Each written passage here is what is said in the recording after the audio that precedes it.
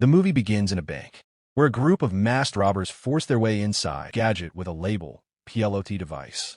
The criminals carry the device carefully. Suddenly, a little girl walks into the bank lobby. She looks lost. The robbers pause, unsure what to do. Then the girl rips off her disguise. It's not a child at all. It is Lieutenant Frank Drebin Jr. undercover. He surprises the criminals and fights them using bizarre, improvised methods.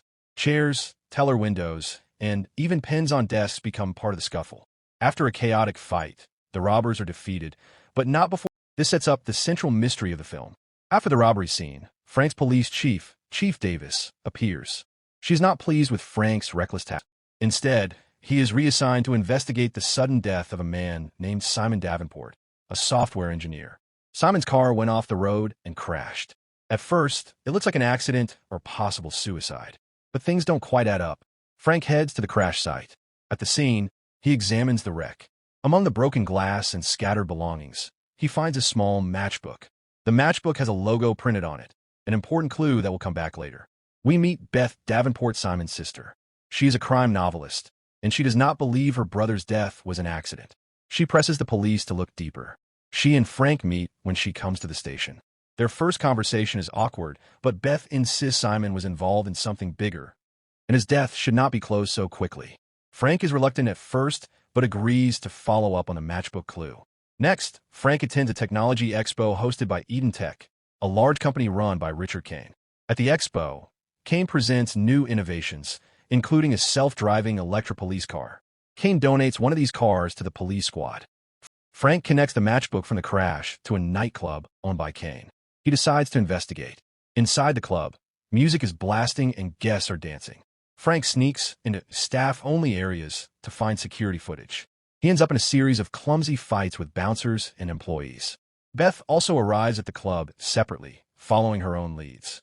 At one point, she distracts the crowd by Frank just enough time to escape with a flash drive of footage.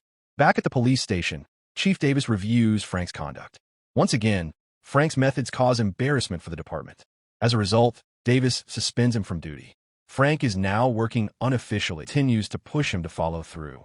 She explains that Simon had warned her about a dangerous project at Eden Tech, though she doesn't know the details. Frank inside the city. They attempt a romantic getaway. In a surreal comedic montage, they build a snowman that somehow comes to life. At first, it acts friendly, joining their activities, but soon it becomes uncooperative and even hostile. The sequence ends with Frank and Beth fleeing the cabin, leaving the snowman behind. This strange interlude serves as a parody of romantic subplots in classic movies, while also giving Frank and Beth time to bond. Frank tracks down one of the surviving robbers from the bank heist. He corners the man in a storage room and begins questioning him. Through a mix of intimidation and clumsy mishaps, Frank learns that the robbery and Simon Davenport's death are connected. Both involve the P.L.O.T device. Meanwhile, Richard Kane privately demonstrates the P.L.O.T device to a group of investors. He explains that the device can alter people's behavior, stripping away self-control and making them more aggressive.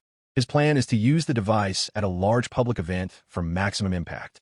This scene clarifies Kane's motive and confirms that Simon Davenport's death was related to him trying to stop the project. He builds to a New Year's Eve celebration at a massive stadium called Ponzi-Scheme.com Arena, and the celebration continues as if nothing unusual happened. Frank and Beth watch from sidelines. Chief Davis acknowledges Frank's work, though he also reminds him of the chaos caused along the way. The movie closes with Kane in custody, the device secured, and the case officially resolved. Thanks for watching. If you enjoyed the movie, check out this one YouTube recommends. Also, please make sure to subscribe and click the bell icon. Peace out.